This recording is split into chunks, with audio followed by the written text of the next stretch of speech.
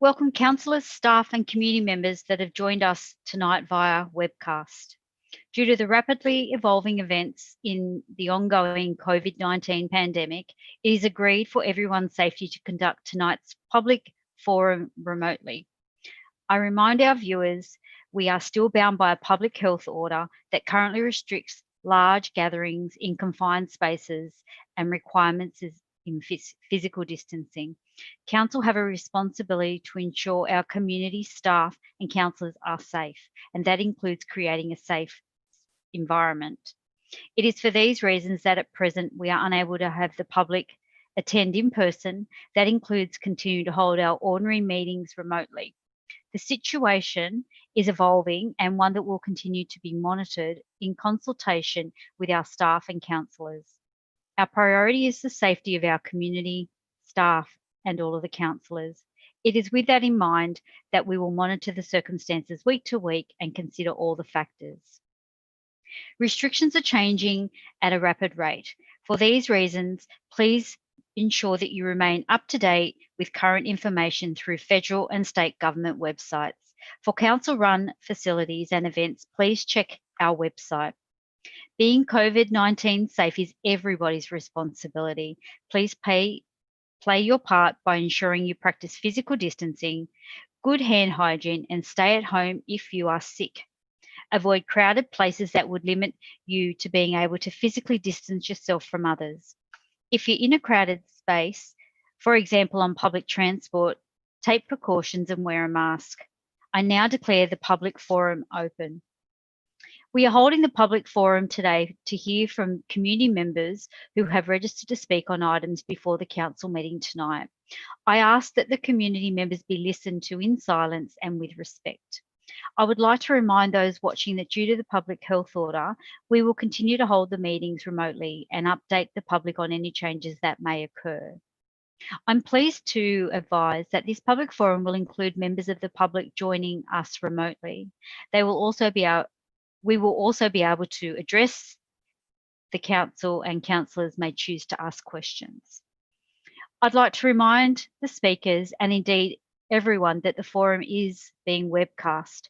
This means that your image and what you say will be broadcast to the public and it's also recorded. Please be mindful of what you say and avoid making statements that may defame or offend anybody. Council is not responsible for your actions.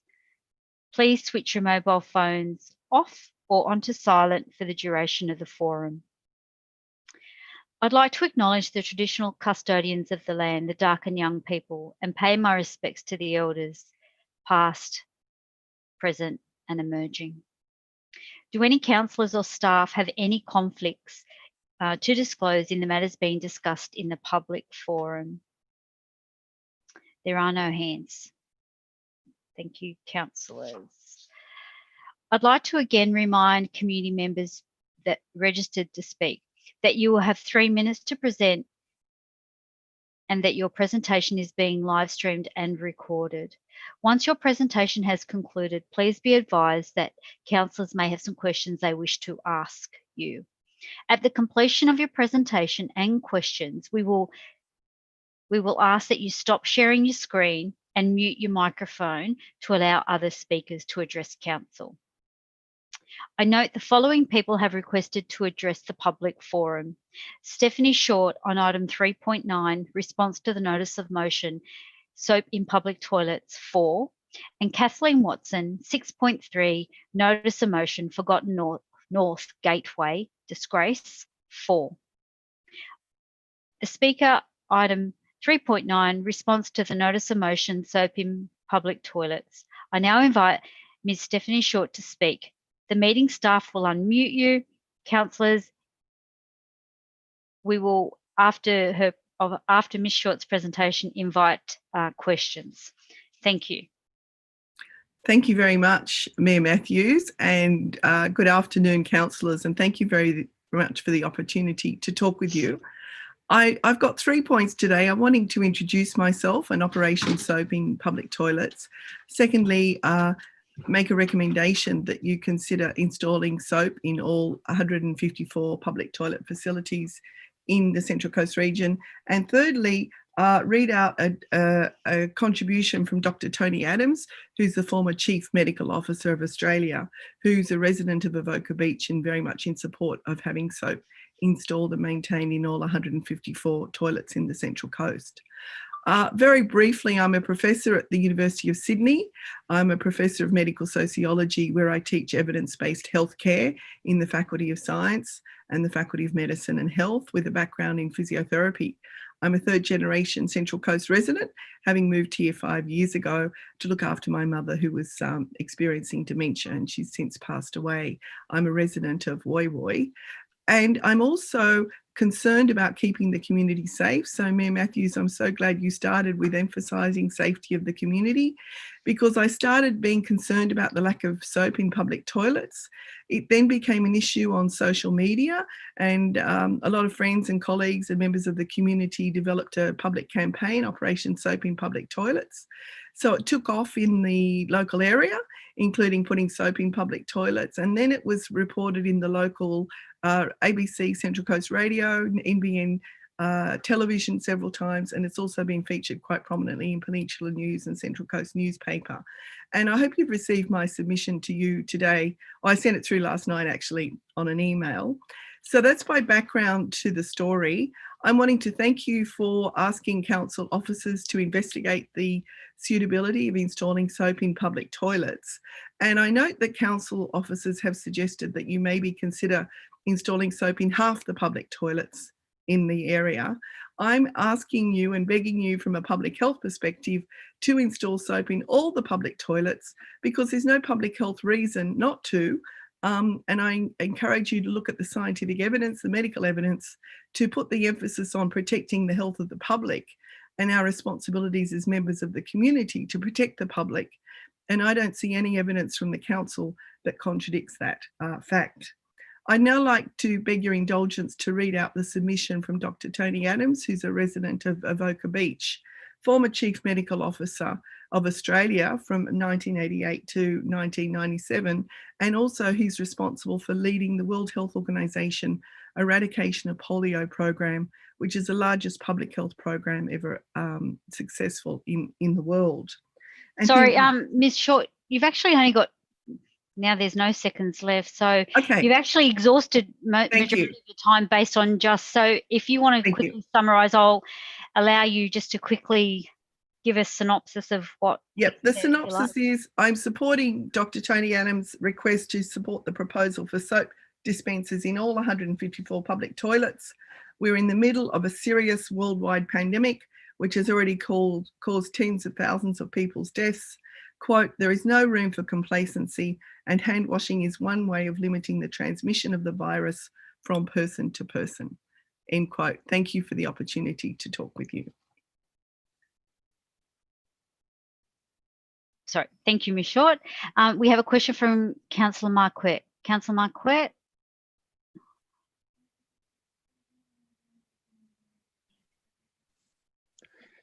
Thank you, Professor Short. Thank you very much for coming in tonight or this afternoon.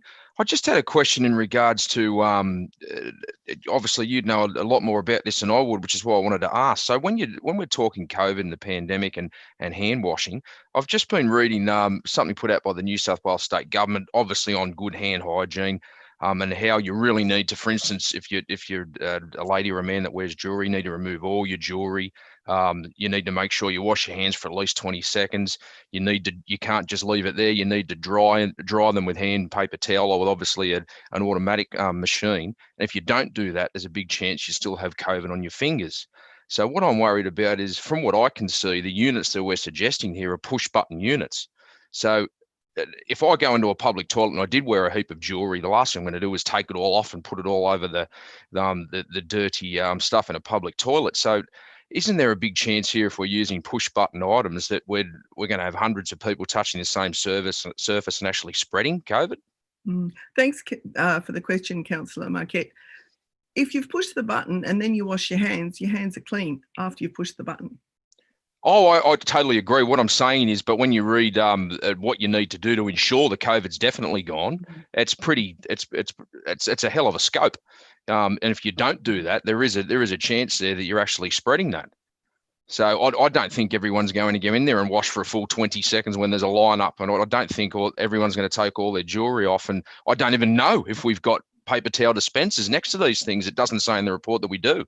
No, we don't provide paper towels. That was a part of the original discussion, and we decided that soap was the main thing. Soap is the number one. Well, physical distancing, cough etiquette, and washing your hands with soap. So the best that I think what's realistic is soap in all the public toilets on the Central Coast.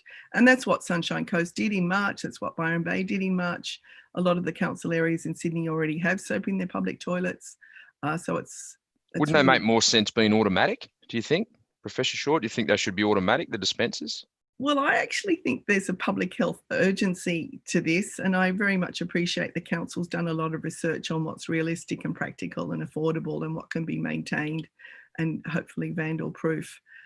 So I'd be urging the councillors to support the motion today to install soap in all public toilets and to place an urgency on that matter, because the sooner we do it, the better. Oh, thank you for answering those questions. I appreciate it. Thank you. Thank you. Councillor McGregor. Thank you. Thanks for coming to address us today, and I thank you for your interest and activism in this area.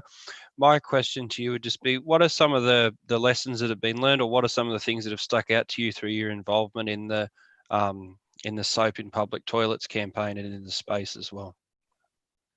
Wow, what have I learned? Actually, I've got to know a lot more people in the community, and people right up from the north to the south, from Nora Head down to Patonga and Wagstaff Beach.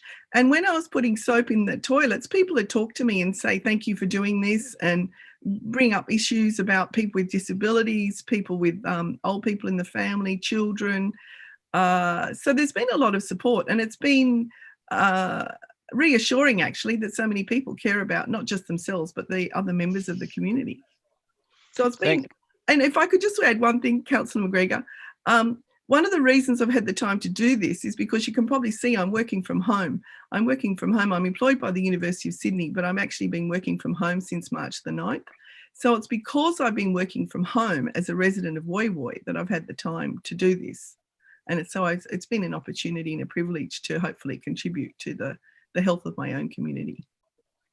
Thank you. Just following on from that, the next question would be around, do you believe that our response has been adequate, or the direction we're heading in has been adequate? And then if you do not, or you have any further suggestions, what would they be, if you've got any you'd like to pass on at this time? I guess one concern is the delay. I mean, Sunshine Coast did it immediately in March. Byron Bay did it very quickly. I'm concerned about the delay because it's a very invidious virus. It's a very dangerous situation. And so I guess the main thing I'd urge is some urgency. It's taken, nearly 6 months already, and I hope it wouldn't take too much longer before we have soap installed and guards and signage in all our public toilets. Okay, thank you for that. I don't have any further questions. Thank you, Councillor McGregor. Councillor Greenaway. Thank you, Madam Mayor. Hi, Stephanie. Thank you very much for coming in. That's really great that you've come in support of this motion, and I really appreciate your background, because sometimes people have a passion but they're not necessarily as well informed, so it's particularly helpful when you're both. So we do have a pandemic on our hands at the moment, no pun intended, but just normal hand hygiene, gastro, other things like that. Even one of the places where we weren't going to put soap was at the public facilities at the Tuggerah Dog Park. And I thought, people are picking up dog poo, people are patting their dogs. I would have thought that would be one of the areas that you'd definitely put soap, COVID or no COVID. So I just wondered if you could make comment around, even if there was no COVID, just the usefulness of soap. Yeah, thank you for your support, Councillor Greenaway, moving the motion, originally the notice of motion. It is an issue of basic hand hygiene for all to reduce all infectious diseases. And I was concerned, if you start to look at ticking boxes of which toilet's in and which toilet's out, you're right, obviously a toilet near a dog park should have a soap in it. I'm similarly concerned about Stony Park public toilet facilities. They're at the southern end of the Woy Woy Peninsula. You come down Bulls Hill, if you need to use the toilet, you've just travelled all the way from Sydney or the Blue Mountains or Wollongong, the first place you stop is Stony Park before you enter the Woy Woy Peninsula and cross the Woy Woy, Rawson Road level crossing, and there's no soap. So logically, you need soap where you're entering the Woy Woy Peninsula. Similarly, you need soap where there's a dog park. You need soap where you've got older people. You need soap where you've got people with disabilities. You need soap where you've got kids playing. So you basically need soap everywhere from a public health point of view. And I don't see any logical reason why you'd put soap in half the toilets and not in others from an evidence, from a scientific public health point of view. And in fact, I'm teaching 60 students in evidence-based healthcare this semester at the University of Sydney. And of course, they choose the topic on which they do their major research project. But I'm hoping a lot of them are going to choose this topic actually I think it'll be really interesting for them studying during the pandemic. Thank you, Councillor Greenaway. Councillor Sundstrom. Thank you, Madam Mayor, and thank you, Professor.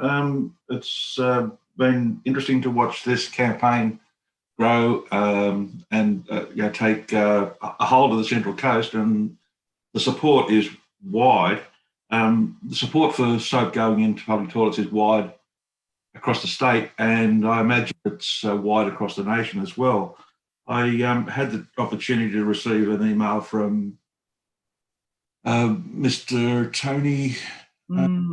Yeah, that's Dr. Tony Adams from Dr. Tony Adams, yeah. And I asked him a question, and I'll ask the same question of you. Do you think it might be worthwhile, or would you support an appeal to our federal and state counterparts to support in real measures getting soap into public toilets, not just on the Central Coast, but probably across the state and across the country? That's a great idea. I actually talked to Dr. Peter Lewis in the Public Health Unit in the Central Coast Local Health District. There's nothing actually in the legislation or the regulations regarding soap. So I hope that wouldn't delay your vote today to support the motion to install soap in public toilets. But in the future, you could definitely perhaps use this as an opportunity to attract resources from the state government or the federal government to do this and to further improve the health of the public on the Central Coast. Thank you, Professor. Thank you. Thank you. Councillor Hogan. Thank you, Madam Mayor. And thank you, Professor Short, for leading this campaign. It is such a simple need that our community needs. So we thank you very much for bringing it, and for Councillor Greenaway for leading this one up. My question to you is, there's been talk about vandal-proof soap containers and non-vandal proof, which of course it all comes down to the costings. And as we all know, pandemic, our budget's not looking too great.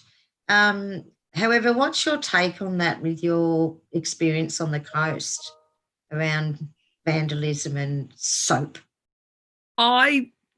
Thanks, Councillor Hogan. Thanks for your interest in the topic. I defer to the council officers on that. They've obviously got their fingers on the pulse when it comes to vandalism and how and where and why and when. And I don't know. I mean, I know some areas that are associated with lower socioeconomic areas are more prone to vandalism. I talked to the public health official at Sunshine Coast Council, and he actually said the visitors were responsible for the vandalism more so than the residents. You know, visitors who came up from Brisbane on the weekend. And while they had a lockdown, they weren't getting much vandalism. But when they lifted the lockdown, they got more visitors and they actually got more vandalism. But I don't actually know what the data are, what the figures are, or the facts on that. And I'd certainly be deferring to the expertise of the council officers and the cleaners for that matter, who do a great job on the Central Coast. Okay. Thank you, Professor. Thanks, Councillor Hogan. Councillor Best. Thank you. Stephanie, thank you for coming and sharing with us. Much appreciated. I don't think anybody doesn't see merit in this. It's just how we go about it and how we pay for it. Stephanie, in your field, this whole COVID thing, time is of the essence. What do you suggest that we do if we go ahead with this for the next 10 weeks? Because I've advocated to everyone I've bumped into, look, like you carry a bag to pick up your dog droppings, you put a block of soap, like I've got sanitizer in my cars, and I pull the sanitizer out and do my hands, and all my kids carry a block of soap. In fact, there's my block of soap.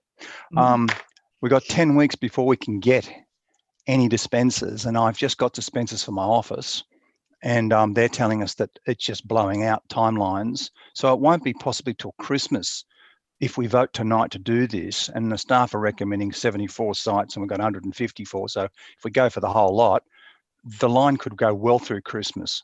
This is really important that we keep public health and safety. What do we do in the short term? Do we go out and start a campaign, in your view, to promote people to take charge of themselves and at least carry these for the next 12 weeks, possibly through to after Christmas? Best endeavours, we might not get these devices into toilets this side of 2021. Thanks, Councillor Best. I think it's a question about implementation. And of course... Well, it's availability with respect. It's just sheer fact of availability. Yeah. Well, it's two issues. Well, if I can just address implementation and then individual and public health responsibilities. In terms of implementation, obviously that's a matter for the council officers, and they may choose to prioritise, like have a list of priorities in terms of where they start and where they end. I mean, if it's 154 toilets, they'll have to have a list of priorities, you know, urgent, less urgent, least urgent sort of thing. But that's an implementation issue that I couldn't address or wouldn't address. That's their responsibility. And then secondly, in terms of individual and public health responsibility, obviously, in the meantime, I mean, I've got my hand sanitizer on the desk. I mean, in the meantime, we're all responsible for our own health. But as a council, council as the local level of government bears a public health responsibility to protect the health of the public. So I would see it as a basic public health responsibility. I fully agree with you, but what do you suggest we do for the next 10 to 12, possibly 16 weeks? It's an honest question. Do we start a campaign in the public, go to the newspapers and tell people, for goodness sake, at least between now and Christmas, you know, do the right thing by yourselves? This is a serious issue. I think, well, in terms of implementation, I think a staged implementation, I mean, it's up to council how they do it, but obviously they might start with the most frequently visited sites and work down. And secondly, there are also already significant public health campaigns about physical distancing, cough etiquette and hand washing from the federal government and the state government. So I wouldn't want to be, you know, giving you more work and waste your precious resources on things that you think might be already adequately handled. So the mayor could put out in the mayor's column, you know, please, you know, we can't get these for 10 weeks. Could you carry a block of soap with you? At least do that. The mayor's column, I read Peninsula News and Central Coast newspaper today. It's already saying, you know, hand washing is important.